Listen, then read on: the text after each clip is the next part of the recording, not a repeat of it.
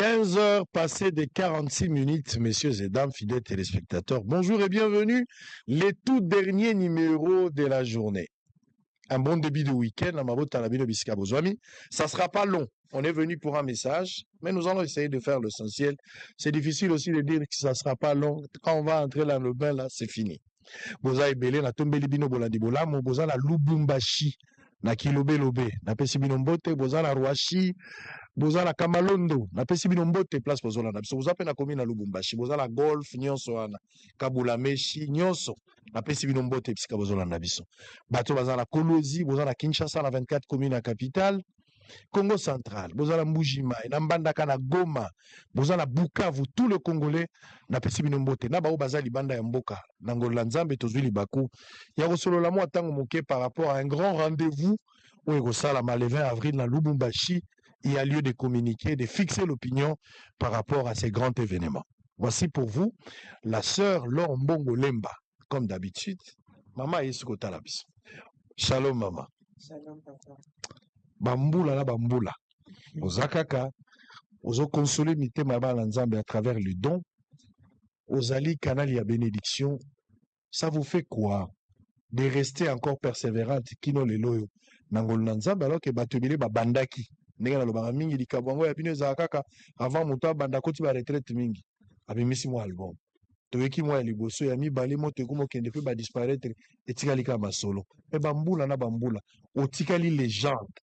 Otikali constante secret za nini et puis ezosala yo boni kokoba na musalo ozo regretter nango te regret zate mbote na bandeko nyonso bazolanda biso na bosolo na politique ezalaka toujours vraiment plaisir et bénédiction mpo na nga kozala awa et korépondre na mituna ya papa sango jour na otika bosolo yo ndo bandosala que Dieu soit loué ezalaki ndenge wana na ntango ya kala ntango toyaki no bosolo te kola kubaba naza vraiment reconnaissante parce que na batemps passé ezalaki une émission na yo quelque part dans une chaîne otiko maman lelo yo représente nga lelo naza invité mais awa mpe ososali obosani na anniversaire na nga moko bosalaka surprise je vois okosaka nga bino mais eza kokosa moko autorisé ezalaki vraiment extraordinaire formidable et que Dieu soit loué bato ebele bazalaki émission na koseka ezalaki esengo oui plus de 2 décennies en tout cas Ngolola Nzambe papa to bandaka ozana kondima ozo persévérer tout ça etango bitumba makambo ebele komaka parfois omona pe besoin wana ya lâcher prise besoin wana ya koloba na okoka lisusu te mais soki tokokoma kino lelo ndenge olobi na Ngolola Nzambe vraiment c'est la grâce de Dieu mais aussi toyekoli pe kosala part na biso c'est-à-dire que makambo etomboli biso toboyi kotika yango nalobaki mbaleleki na bandeko ebele que ce qui est le sambo, il faut augmenter la fréquence. Ce qui est la crainte de Dieu, il faut augmenter la fréquence. Ce qui est la méditation à la parole de Dieu, il faut augmenter la fréquence. Ce qui est kotambola na marche à qualité dans Zambé, il faut augmenter la fréquence. Ce qui est art, il faut continuer au salon bien. Donc c'est ce qui nous maintient jusqu'aujourd'hui. Ngolu et puis préparation. Le parallélisme ya yembeli na yo ya kala. Tango bandaki na lelo. Ozomona ko améliorer to perdre ozakina. Bon soko sali critique ya yo. Critique na ngai moko. Pona o etali fond c'est la même inspiration parce que kino lelo les gens continuent à être bénis. Et il faut qu'on ait la onction. Je crois que Tozo Mata Nanzambe parce que on peut pas travailler avec l'onction du passé. Et ce qui est talipé Mongongo, vraiment les mêmes disciplines hier. Sauf que le quoi Tozo Kola, parfois ils rappellent à moi Makambo âge et Yakana. Donc, mais en tout cas, Ngolola Nzambe et Tozo Tambola. Na lolenge ya ko matisa fréquence au lieu ko kitsango voilà très bien osali na Nzambe parcours wana ba décennie bikakatano il fallait que gérer il fallait que gérer pe papa ozo gérer carrière ozo gérer papa ozo gérer bana expérience très très difficile pour nayo parce que Nzambe ngali ba couple stable que Dieu soit loué vraiment pour na biso eza témoignage monene tant to pesa Nzambe merci to bisakaye kakaye car il m'a kosalango mais ne na uta ko le papa Israël il y a la part de l'homme mutu azana makambo il faut sala esika o nzambe pe azana musala oyo aza kosala et koyeba kaka objectif nini ozoluka ko atteindre na nyonso ozo sana mokili surtout ce que tina likanisi na yo que domaine nyonso o nzambe apesi yo eza mission eza esika oyo il faut kokisa eloko moko pona lokumu na ye pe pona édification ya bato ebele déjà kokota na libala ezalaka déjà musala mission o nzambe atindaka mutu et puis soki apesi bino susu bana ndenge azobakisela pe papa Israël kuna par la grâce de Dieu bagarso wana kitoko wana mibale nasangaki basi turo so basi so nazwi soki mama sango azwi zemi soki azwi kaka basi baya nzambe akosala kozwa bakoya bamama lor bakoya kuna na badiamant donc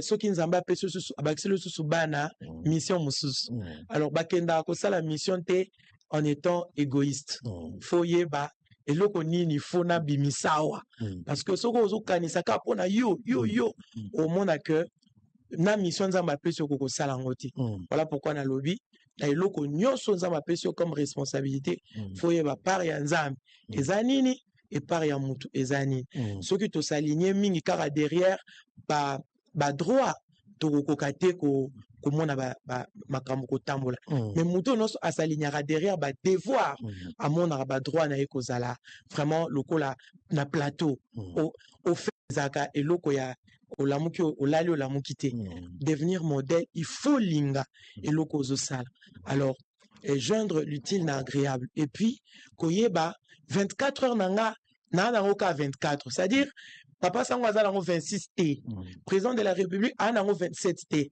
biso nyonso to nango kaka 24 ndenge nini il faut nasalela yango soki oyebi ko planifier mokolo te c'est-à-dire que ozo planifier échec mais soki oyebi ko planifier mokolo na yo oyebi ko planifier semaine na yo oyebi ko planifier mois na yo omona que 24 heures na yo osalela yango bien osalela yango pour trouver des équilibres te nous en akata équilibre lokola mosali na bato bazozela mais lokola pe mwasi oyo to mobali oyo épouse to partenaire na yo aza kozela lokola pe maman oyo bana na ye baza kozela alors soki osali neti nga naza maman nayebi ke nzambe adota maman na bacapacité ya osala makambo ebele à la fois alors soki olingi c'est possible et toyebi pe que le sambo et d'arabiso pour que tozo kokate naturellement to kokango surnaturellement soko sengi na nzambe pesanga mayele pesanga makasi pesanga makoki et yo moko pe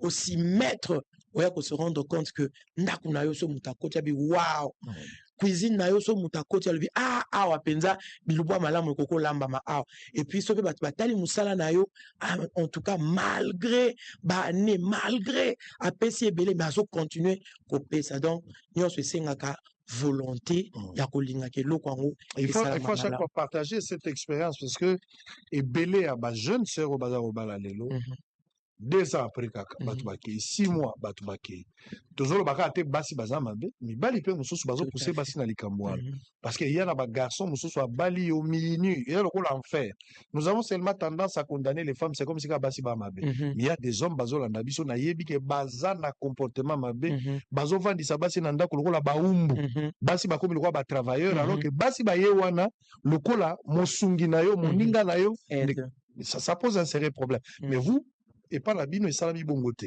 Est-ce que c'est comment papa Christian alinga lobela yo mais akomi na ba réserve pour star. C'est comment là bon na idée peut-être ya ko lezenga te na miso abatu. Parce que aza muntu soki aza na likambo koloba ayebi place ni tout solo laka.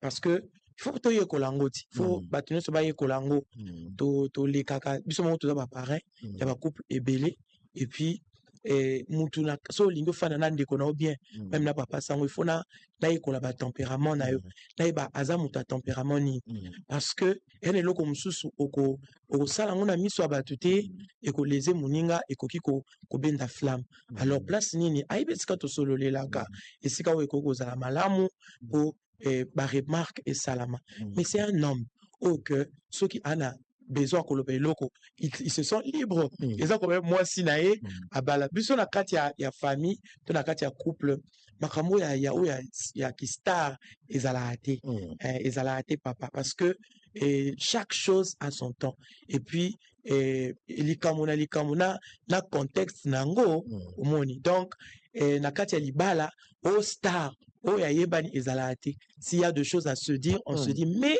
na kati ya bolingo parce que toza bana na nzambe même soko koza na saut d'humeur mais kanisa que faut olata bambuma molimo ba fruit de l'esprit ezosalisa biso mikolo na mikolo et puis na mateya oyo tozozwa du jour au jour on sait comment supporter l'autre. Très bien. Zala star na télévision na musala na yo mais nanda kuzala mama zala papa. Tout à fait. Kisango ezosuka kaka. Kisango ezosuka mama liti sango te wala tolongoli o chapelle. Kuna komika bébé. Bébé. Kuna bébé kaka. Kuna kaka bébé. Arrête. Ça c'est bien. Alors na yango wana libala esengo nango nde yango. Soko tamboli boye, soko comprendre yango, omona ke makambo ezebele. Na weyamba na émission moko élaborée. Je voudrais partager de votre expérience du mariage. OK. Na li vraiment tout ça émission moko parce que oza ba rare couple oyo obali ozalaki nanu jeune. Trop jeune. 24 ans. Mais obundi o persévérer. 47 ans mois de juillet. Odomona makambo yango. Bana bakoli. Touti mosika na nzambe ya bomoi. Koyeba kongo eza ya pamba te o alango libiso atina baso kino lelo oyo atiki biso te o kino lelo oyo abwaki biso te o alakaki biso ete ya kosala tomoni na biso kasi alobi esili te o na ngolu na nzambe tokomi bampongo kino lelo oyo atiki biso te o kino lelo oyo abwaki biso te comment abwaki biso te abwakaka te plus de 20 ans ya libala azolalaka na papa kasi nzambe atiki ye nzambe akotika wapi. Alors les choses ont évolué, la Bible a toujours dit soki nkolo apamboli lokola yo ndenge ozawa l'entourage, les enfants, la famille, baninga il faut bazala babénéfice babénéficiaire voulais-je dire il y a likabo wana oyo ozwi. Est-ce que yo moko ntango osala introspection ozomona ke oza vraiment source ya bénédiction mpona bato nyonso na ntango yawo bato na oyo ya groupe baninga na yo bandeko na yo bato botanga na bango est-ce qu'il y a des gens aujourd'hui qui peuvent témoigner yo moko ozose reproche na eloko te nalingaka kutu kolobela yango te papa sango mokoko mosusu ndeko moko azoyebisanga ya bino so bozali kosala makambo bosalaka te oyo nde bosi bokoma bamilliardaire na bino non toza na maboko mibale nayekola yango na père Hugo abi moko ezalaka mpona biso mais mosusu ezalaka mpona kotondre na baninga donc le Seigneur atia biso beaucoup plus na kati ya misala wana parce que so moto azosala loboko ya mobali soki epesi ya mwasi esengeli eyeba te mais moi je pense que batémoignage eza ebele et je crois que eza même baprière ya bato ebele oyo bazwi lisungi na nzela na biso nde ezopesa biso na koloba moi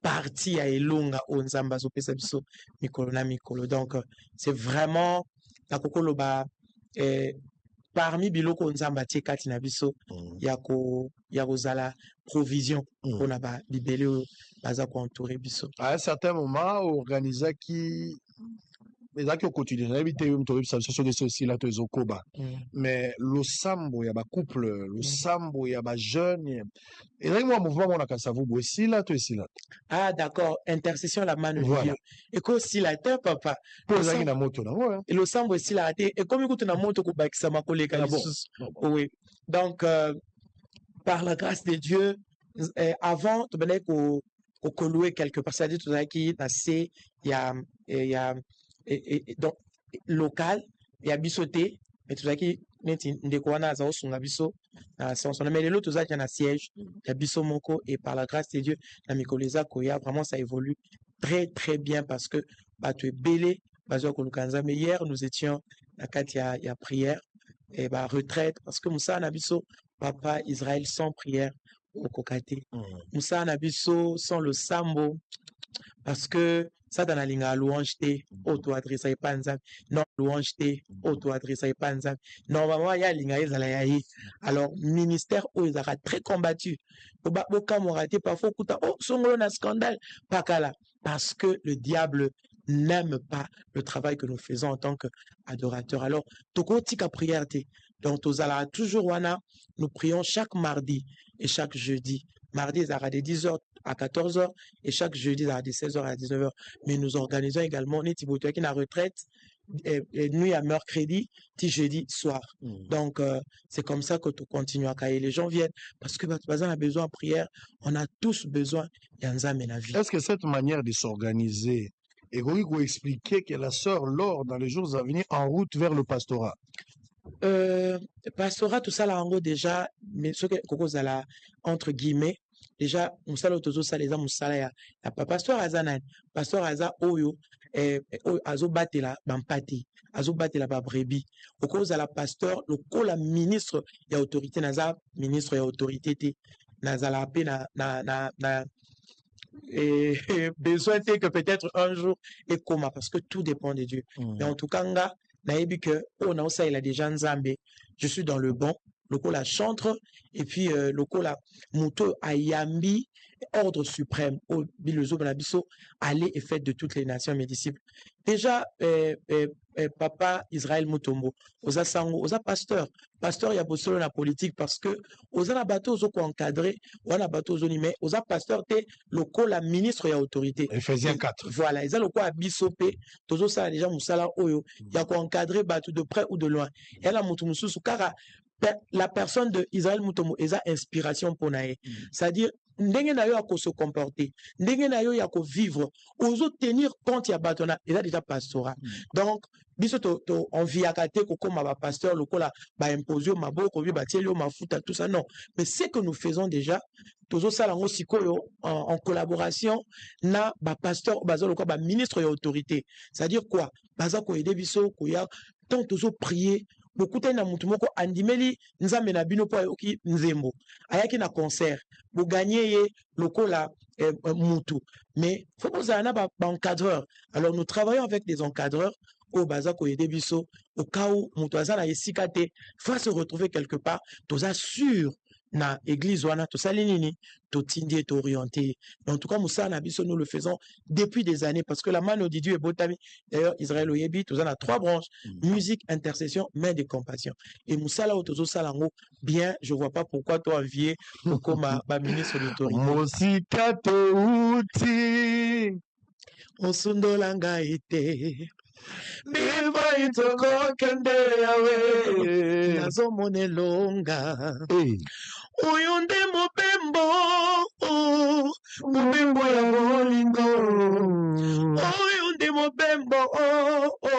mobembo ya litomba nasengisi makasi opesaka na batomba ata baboloko nayebi na kolonga pesanga makasi pesanga makoki pesanga mayele nganasalela yo pesanga makasi pesanga makoki na makasi pesanga mayele haleluya nganasalela yo pesanga makasi pesanga makoki pesanga mayele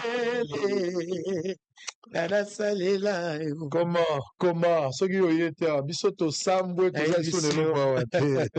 alors les choses évoluaient maman lo dernière apparition là yo na moni yango ya mikolo auti omona yango na matanga ya leki na yo manyanga Manyanga. Akufelaki Manyanga. Biso la biso ba Je salue en passant. Pas biso ba Congo ngana musingombe. Musingombe. Pas la biso ka Manyanga. Pas la biso. Emo mbala moto be mbala Manyango, mais Manyanga.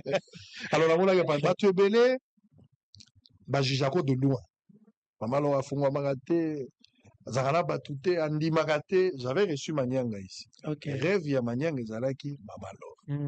Okukutane na matanga. Cette approche namonaki na nani Mike Flore boyembaki na mo bandeko ebele na yebinga biso tozana histoire toyebi ba featuring ebelo sala na bato. Mais kopusa na pembeni ya Manyanga elenge oyo abandi sika. Ezaki nini? Eza bato basengaki au répondre na demande ou conviction. To ezaka matanga. Non. Déjà, c'est une sœur que j'aime beaucoup. Aoyeb Sabino. Et même temps, Azaki na activité, je l'appelle pour l'encourager parce que j'ai son numéro. C'est vraiment une petite sœur. Ma petite sœur, Nanga Zolinga Mingi, na Moussala. Et puis, soit puis surtout encourager, bangote, Moutaosala Ngwazade. Il faut tout ça parce que succès, son successeur, et la sens T. Et la sens T, papa Israël. Moussala Oto, il faut être tikala. Ce qui a traité Eunice bien. Eunice a retraité bien Obakoya Simanae. C'est le travail que je fais na bango nyonso. Ezaka yete, même les autres. Et koyoka que Eunice a koufeli maman. Papa nanga. Maman aza être oyo. Je sais pas. Nayebi comment traiter notre maman. Nayebi yaya. Et donc, quand j'ai appris que Eunice a perdu maman, elle n'a même pas la programme Matanga. Je suis arrivé le mercredi. Nayebi même pas dans la comité la candidate à la Kozonga ou comme tout ça. Nayebi même pas que veillé mortuaire Ezaki jeudi. Mais le matin, c'est ma soeur, notre cadette qui est en Europe. Dans le Sangabi, il y a un moni programme. Il y a Matanga, il y a ma soeur Eunice. Et bon, et ça, bon là, la Lélo lobby. J'étais fatigué. Mais je pouvais pas. Je pouvais pas, papa Israël. Oyebinga.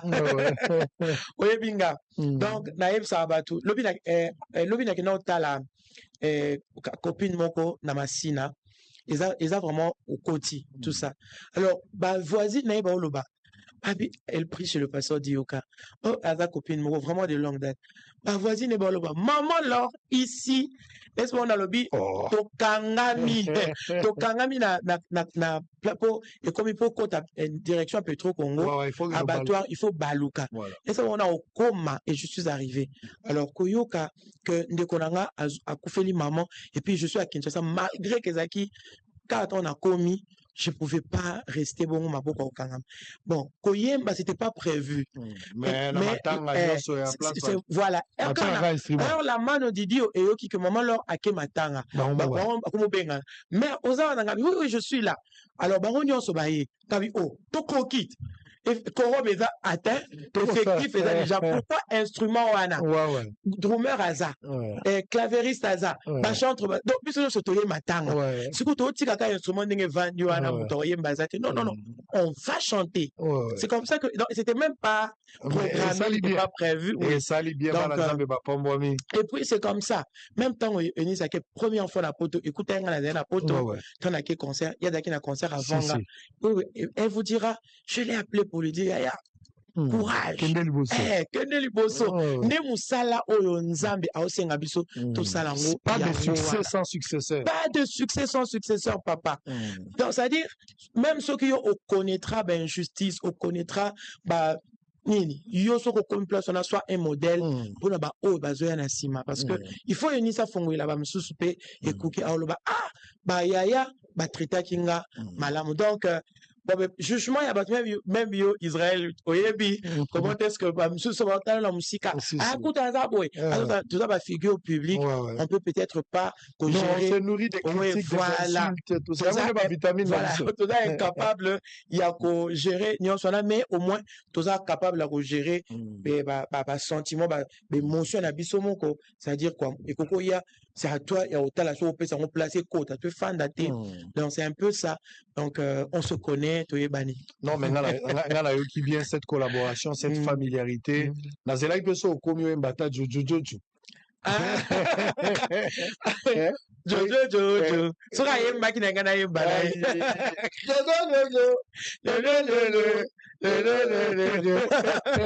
Bah, la gamme a pas de Jojo. Donc, vraiment, nous bénissons le Seigneur. Récemment, un jour à commis Bruxelles. Donc, je pense que c'était les 18 le matin. À commis à Bruxelles, à Otio Kunda Mama, à Zago Bimapa, à Gouta Amen. C'est ce que je lui ai dit même avant son voyage. Le dimanche, je lui ai dit, la téléphone, courage, force. Maman, un chrétien ne meurt pas. Un chrétien change de dimension. Amen. Donc, à changer de dimension, il nous a précédés dans l'au-delà. Nous devons travailler pour aller de l'autre côté. Et Nzamba Monique, il a terminé avec elle. Donc, c'est une femme qui avait une matrice royale. Abimisi Bilombe à Katia Yesu, Basipe Mibalo Baosa et Lanzambe. Donc, c'est Moussala Kitoko. Allez, merci. On va parler de cette grande activité. Maman Laure n'est pas seule sur ce plateau. Monsieur Boaz Kabongo. Boaz Kabongo nous vient de Lubumbashi. Il est coordonnateur de l'ONG Sénat, Centre national d'appui au développement Sénat, ONG à sigle NASBEL. Allez, Neko, bonjour et bienvenue. Où es-tu Lubumbashi? C'est pas pour la première fois dans le solo. Vraiment,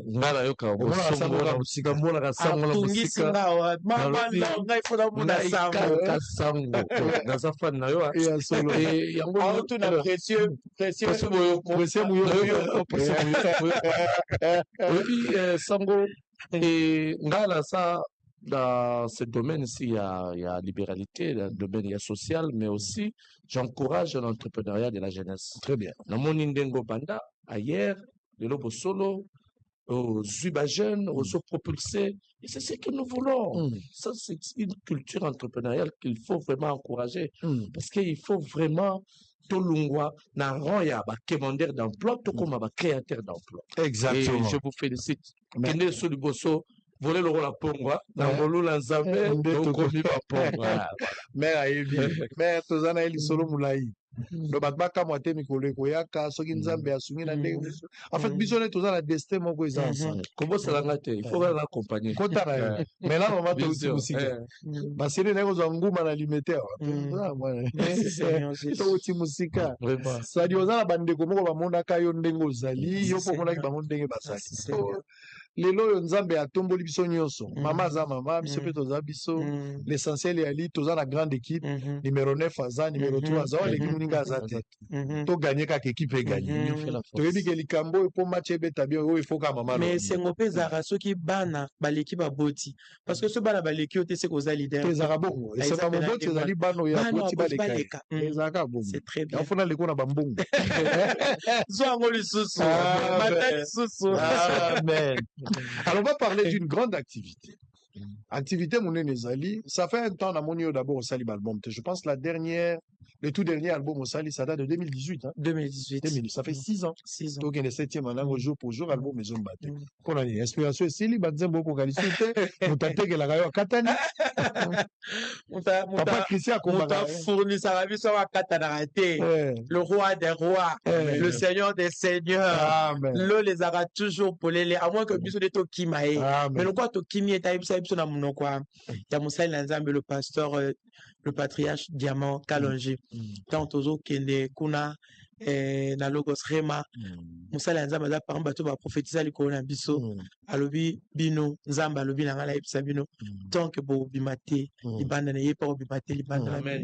Et il a dit d'autres choses qu'on a linga kolobate peut-être promesse parfois il suscite à peur moi. Exactement. Voilà. Donc c'est un Dieu fidèle. Alors il nous inspire seulement to yebi tant otozoko kenenango de makamezo tambola.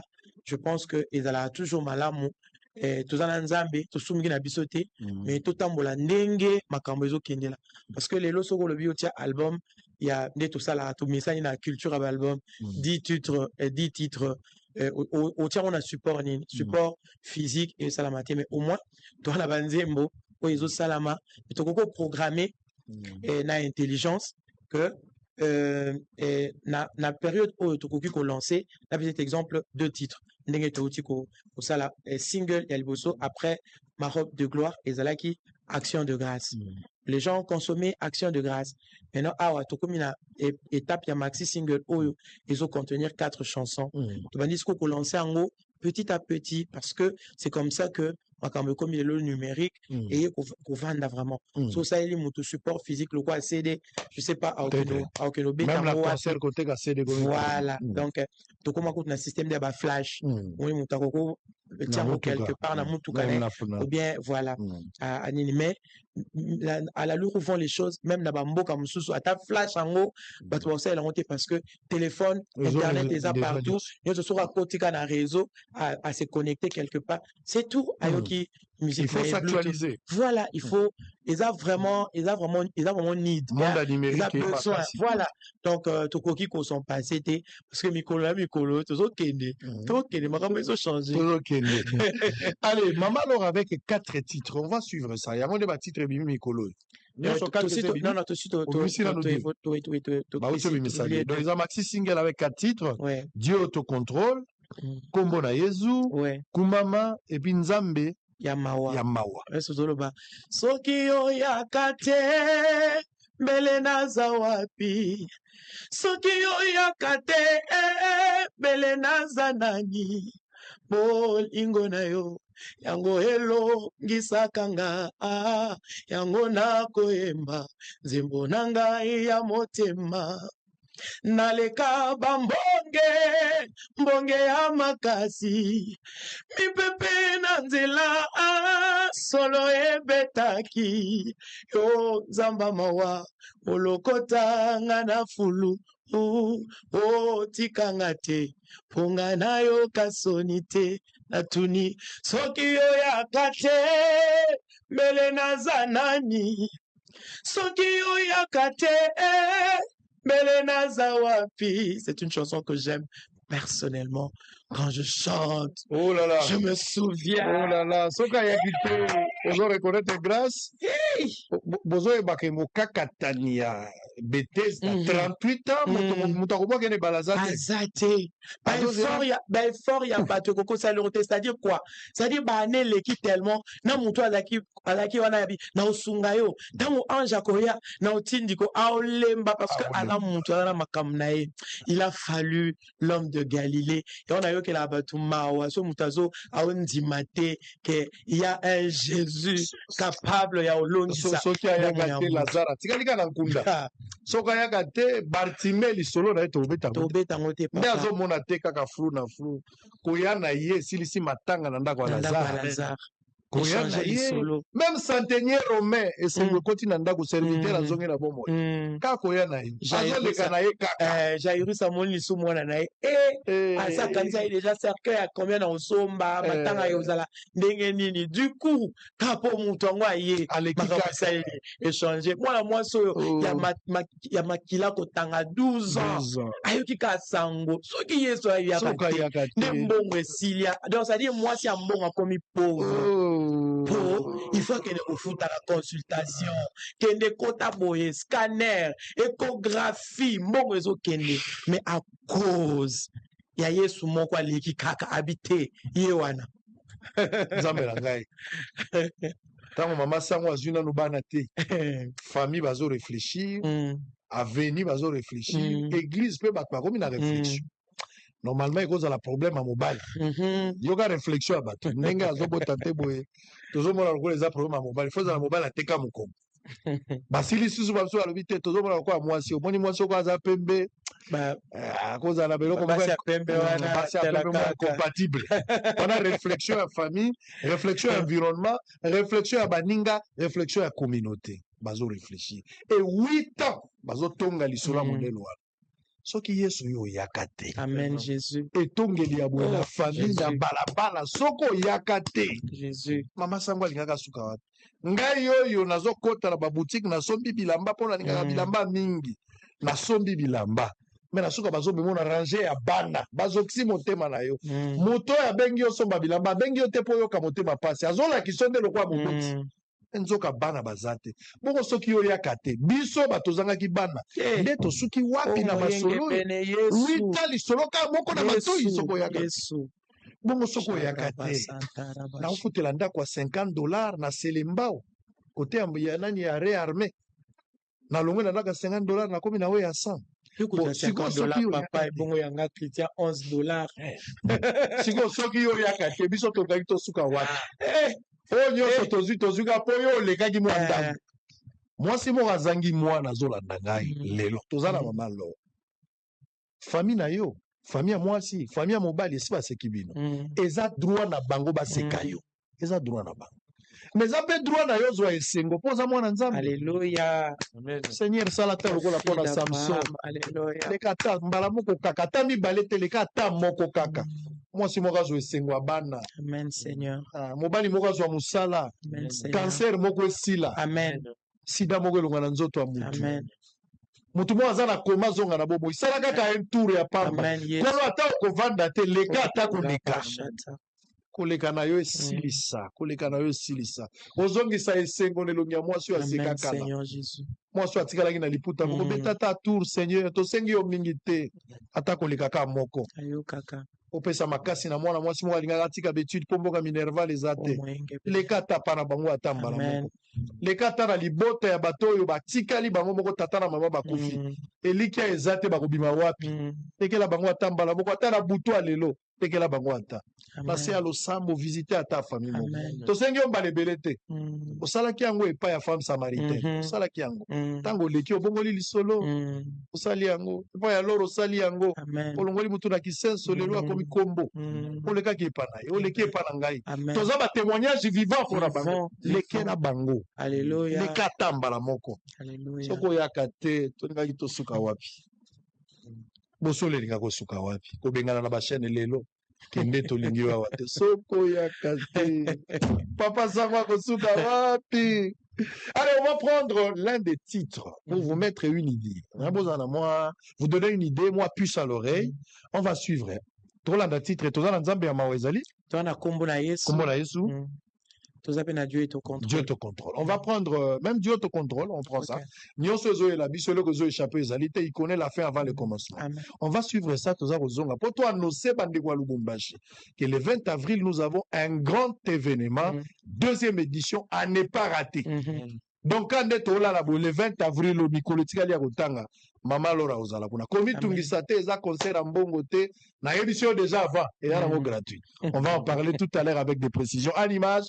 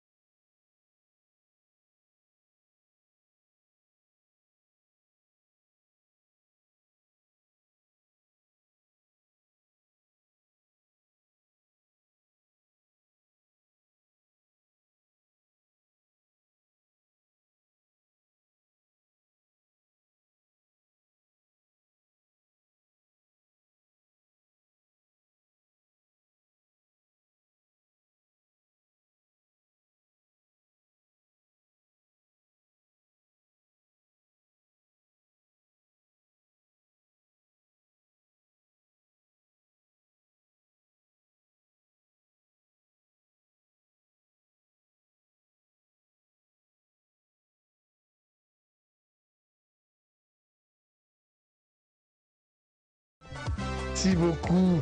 Dieu est au contrôle. C'est ça? C'est ça. C'était quoi le message? C'était quoi? L'isolo, Dieu est au contrôle. Une expérience vécue? Une expérience vécue. L'isolo est à moulay papa parce que ce sont des chansons au yebi, nous avons appelé ça à l'issue, il y a des événements, il y a des circonstances, il y a des situations. Lui-même, il vient avec le message et puis il te dit, Aota liso. Oleka ka na zalaka oyo eleka bakasi koleka o na salaka ngo bosiko o na sala ontende ni donc abina otambola liboso na yo et na ko aplanir ba chemin montueux. Voilà, donc c'était à l'issue des événements oyo vous mona lokwa ke et aussi la té et aussi qui sa vie mais il vient vous dire boleka ka na salaka bosala eleka ka po na zong sarbo il vous rappelle ba événement oyo à côté la kibino abundela kibino abina oyo p na contrôle. Faites-moi confiance. Et terme oyo il est au contrôle. Il y a des messages. Ce nzamba o contrôler kaka eloko. C'est-à-dire que zana repos, sambela na kondima. Sambela loko a muto yo que makambo salama, makambo yo bonga. Voilà, c'était ça le message oyo a perception. Et deuxième partie nzembo o papa Israël eza esengo ya muto asali nzambe confiance. On a zoloba dans le bas, ya Yesu tsunga, ya Yesu. C'est-à-dire, il y a un terme moko yo, toyebi biso so yo loko ya kit. Bilengi nyonso ya vie tozwi yango na Jésus. Mwasi ya pamba lelo akoma na valeur. Moto ya soni lelo akoma na tina. Momeli bangi lelo akoma témoignage. Ayoyoyo ndumba ya asuka. C'est-à-dire mutu nyonso azo se retrouver na situation moko. Aye mukanisa événement nano zana ngo na kati auto bimisa na kati nango tu te dis opesinga nzembo na vie. Yango ni logo na oyemba esengo na nga na yoyemba ngo et puis na yebise na yembi loyembo no na yemba te rythme na yemba ona noté ça dit apesinga yango ko pesa ça dit yana bablo msusu enzamba saleli yo oyeba te na bina na yemba. Alors mutu moko azo se retrouver na kati ba situation compliquée. Moi le Seigneur m'avait dit nzembo o ekotisa joie. Et quand la joie s'installera dans la vie d'une personne et vous allez augmentation en foi, c'est là que le miracle va naître. Parce que Ésaïe 12:3 lobby, vous puiserez de l'eau aux sources du salut. Dans quelle plateforme il y a joie? Parce que ceux qui tristesse et latifi à Moutou, qu'on dit mais kiti, miracle les athées. Mais quand la joie s'installe, quand la fête s'installe, la kata Moutou a prédisposé pour un miracle. Amen. Dieu te contrôle veut dire aussi tenez-vous tranquille, sachez que je suis Dieu. Alléluia. Pas de panique. Pas de panique. Même dans le moment le plus sombre de la vie, gardez silence. Relax. Je suis là. Même à temps moni liboso c'est pas ton problème. Tenez-vous tranquille, sachez que je suis Dieu.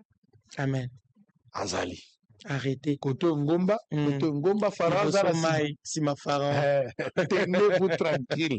Sachez que je suis Dieu. Et c'est un message à repos. Il créera toujours un chemin. Alléluia. Au moment où espoir est soutenu. Boutali scientifiquement. Ah papa, maladie sanga loba. Il y a ici des secours. Loba, ici à secours Reza.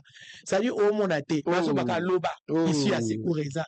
Ici ezali. Ici ezali. Et bazo legana mutu na mbetu bazo kelina esiko na salle balobi awa médecin atali basali babengo kuta za spécialiste ya uti end yenda opéraka mais atali alobi inaisha oyo kutu nde asala na inikini ye penza omoni ba cas difficile yenda yaka o musu bafuteli avion ya za américain yenda sima tango esili tenez-vous tranquille sachez que je suis Alléluia. Wa déjà suma muna yote. Dieu entre en scène quand nous sommes limités. C'est ça, Dieu te contrôle. Amen. Tant que nous avons un examen jeudi, mais alors que lundi, nous avons les actes. Nous avons maman le bien en tout cas, au vanda kaka au 4 années. Tenez-vous tranquille, sachez que je suis Dieu. Amen. Tant que nous avons un frère, normalement pour la libala. Libala ngo ekomi okufa po bato moko bakotaki babia atuka libalo famille mwasi balingi mobali te to famille mobali balingi mwasi te ekomi kabo babi bazokabwana ti ba jeudi esili et espoir et souki. Famille ma répondre ni ba bien te. Bana babala na babotaka te. Tenez-vous tranquille. Kangali lobo, tenez-vous tranquille, sachez que je suis Dieu. Alléluia. Dieu est au contrôle. Il frayera un chemin. Alléluia. Même dans le moment le plus sombre de la vie. Je t'ai vu, papa. Omona kaka nzela efungwami akotindelo Joseph d'Arimathée akoya omona kaka zwi azomema ekulusu toke na Golgotha okoluka mutu wana ozomona ye te obi nazalaki na difficulté namoni mutu moko akuti oya tonton moko ayele luka tonton wana ozomona ye il est Dieu Pharaon na armée na ngambu koto ngomba liboso mai tokokende wapi. Tenez-vous tranquille. Sachez que je suis Dieu. Silence. Vous garderez silence. Moi, et d'accord pour je combattrai pour vous. Amen. Amen. Ce n'est pas un Dieu historique. C'est un Dieu vivant. Alléluia.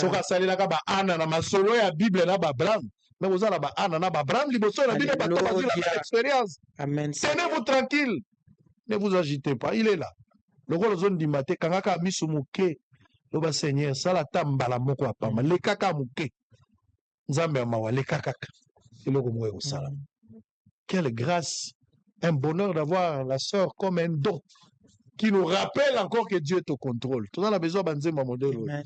Où ils ont rappelé, biso ke kobanga te nzamba zai. Amen.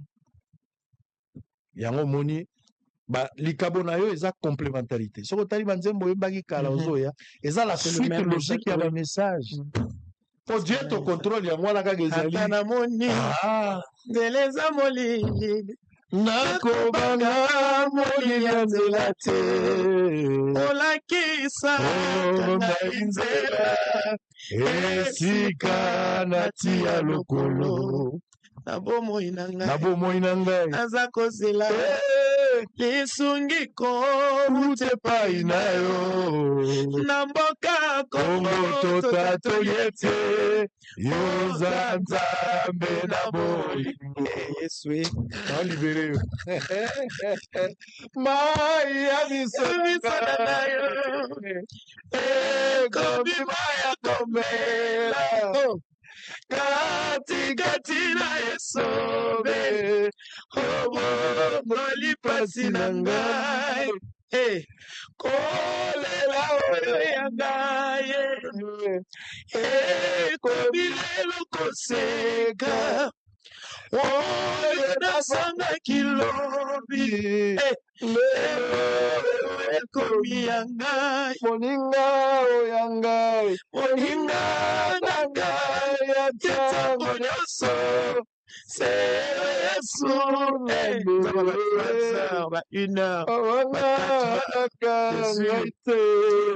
ata ngai nazangi bapota ya motema na ngai kausi yango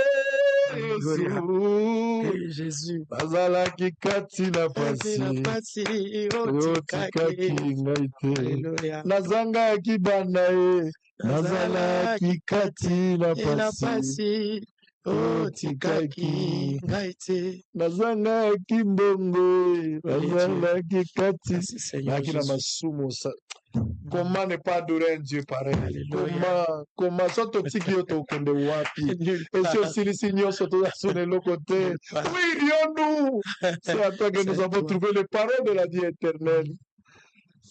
Pour rassurer Bissolo là au Pessimoli Momosan.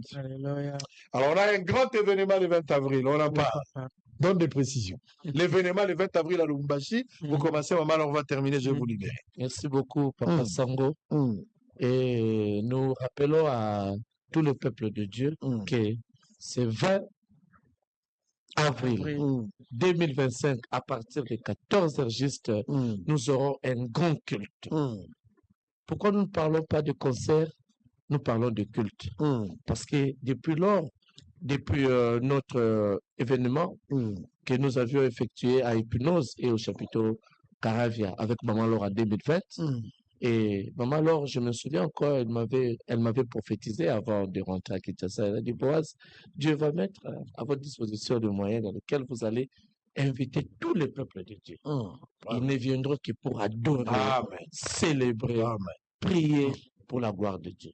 Et depuis l'an 2022, nous ne parlons que de ces concepts cultes. Pourquoi? Le cœur adore. Parce que, comme la Bible le dit, le Père cherche des véritables adorateurs qui adorent Dieu en esprit et en vérité. Amen. Et le cœur adore, c'est le rassemblement de ceux qui adorent Dieu en esprit et en vérité. Amen. Alors, je vous invite tous le 20 avril à partir de 14h juste. Déjà, nous, nos célébrations commencent déjà à 12h. À 12h, déjà, nous décollons avec l'intercession. Venez, la sécurité est garantie. Venez, nous allons adorer, prier. Il y aura des forts moments de service. Mais la particularité est que nous allons prier pour notre nation. Nous allons soutenir nos frères de l'Est qui sont en train de souffrir pendant ce moment critique et nous allons les recommander entre les mains de notre Dieu. Très bien, merci. Ça c'était le frère Boaz. Allez, maman. Donc le 20 avril, les autres qui déjà. Le 20 avril, déjà, papa Christian a équipe, bazo précédé. On a un peu après Bango, mais Kozala toujours avant le 20. Oui, donc Bandekwa Lubumbashi, Bandekwa Katanga, il y a grand Katanga Nyonso. Lubumbashi, Kolwezi, Kalemi. Donc nous vous aimons. Nous avons vraiment rendez-vous parce que nous allons adorer, nous allons célébrer, nous allons louer le Seigneur ensemble. Alors Boya et Belé, tout à bon, on a espace qui est Eza bongo gratuit, entrée Eza gratuite. Il y a kana libota, il y a kana ba voisin, il y a kana bandeko, il y a quartier, il y a famille, bengi sa bango, foutez la bango transport parce que vous avez la contribution à yo pour que bango pe ba kutana nanzabe parce que à travers la louange et l'adoration, to kutana nanzabe bien aimé be makamwa minene et salemaka. Et bon autant to zonga ko uta Lubumbashi to za mois de juin. To za na mois de juin na showbuzz. Le 8 juin. Voilà, question pour la biso, il y a qu'au célébrer Nzambe pour ses 24 ans. Il y a carrière où tu coupes sa biso dans le mois de février, tu fais ta qui a ensemble, tu vas causer la apparition à maxi single Oyo et bon to yemba elongo, baloyembo oye bandi banane bandeli, ti eska to commis à Dieu et ton la compilation à souka. Na ebisio papa. Na ebisio papa. Lobi na moni batbazo yondo zali lipana et attends son banjo mususu les gens qui nous les rappellent. J'ai dit le Seigneur est bon. Voilà.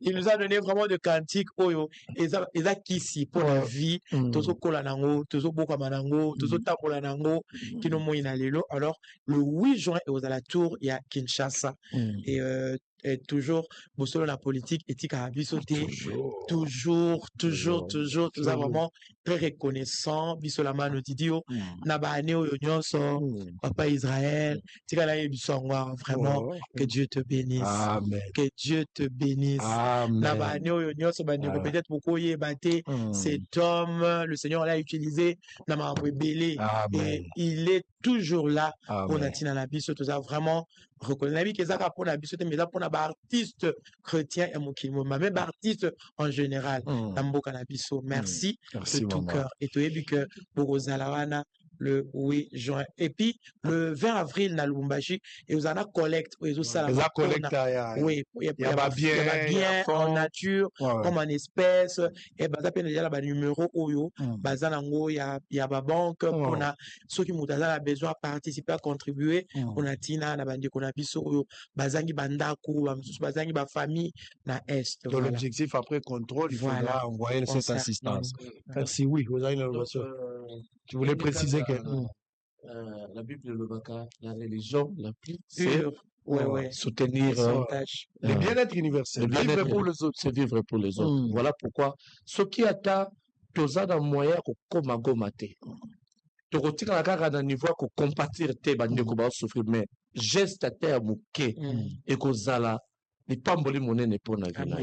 Yango wana to ko récolter. Ce qui batu bazala na ba moyen ba côté de la biso ba na ba numéro yo to pense j'espère que ndeko sangwa ko aider biso ba numéro ane ko le kanaba écran et même ils na affiche ils vont mettre l'affiche ba ndeko ba kotala ngo mais aussi jour wango to koya na ba présent en nature, en numéraire, toko rassembler yango, toko sambela pona yango, toko sambela pona ba de konabiso à est, pe toko pesa ba récolte nyonso wana na ministère ya affaires sociales na solidarité, pona ba commissaire ba de konabiso ya est.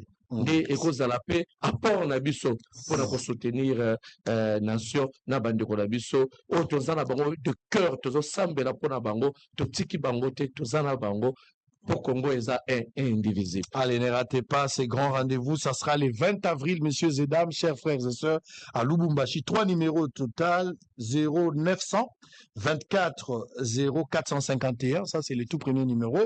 Le deuxième 099 20 50 et 450. Pour terminer, le troisième numéro 097 82 14 668 ba numéro yango wana so bo bengi na ba numéro bo zo bandeko mais nangol na nzambe na kozonge la fiche à plusieurs fois avant to komati le 20 pour na permettre na bato bobo sanate la sœur Laure Mbongo zo epa na bino un don chez vous gratuitement au foot le côté loko yo ko feza disponibilité na yo pour prendre part à cet événement. Un don se déplace de Kinshasa, Likaboezo et la bino na Lubumbashi le 20 avril. Ne ratez pas ce rendez-vous. Eza ba moment na biso. Et ça, c'est un moment exceptionnel. C'est les rendez-vous où nous serons en conférence avec Dieu. Le 20 avril, à ne pas rater, à Lubumbashi, la place, c'est la place omnisport de Kiwele, dans la commune de Lubumbashi. Ne ratez pas ce grand événement. Merci à Omalo. Merci, papa. Merci à Papa Boaz. Merci beaucoup, papa. Ça alors, le 20 avril, et puis, alors, c'est sur le 8 juin. Oui, le 8 juin, papa. Voilà l'anniversaire. À Roya. La Lubumbashi. Le 20. Hasard imprévisible. Tout peut arriver. Hein. Tout peut arriver. Comment on a pu la Kiwele wana. En plus, c'est ça, on fait. Non, bisous, je n'ai pas un bon photo foot. Regarde, on fait le minité. Regarde mon footy. Allez, bonsoir le Sili. On va retrouver la rediffusion à 20h, demain à 7h, et puis samedi, dimanche, Bozanango. Kobo Sanate, toi, on a rendez-vous, le 20 avril à Lubumbashi. Aux amours, en Nzambe, équipe, n'a biso Robeta le 20 avril. Ce qu'on se reçoit, au Kende Wap. C'est ça. Rassemblement la bis. Vraiment. On termine avec les tout derniers clips. Hein. On termine avec et puis on se retrouve à lundi pour le même plaisir et le même travail. Bye bye. Peuple des dieux de Lubumbashi et ses environs, le Centre d'appui au développement, l'ONG Aspel Sénad, vous offre encore gratuitement la grande célébration Les Cœurs Ador avec la servante de Dieu, Laure Mbongo de Kinshasa.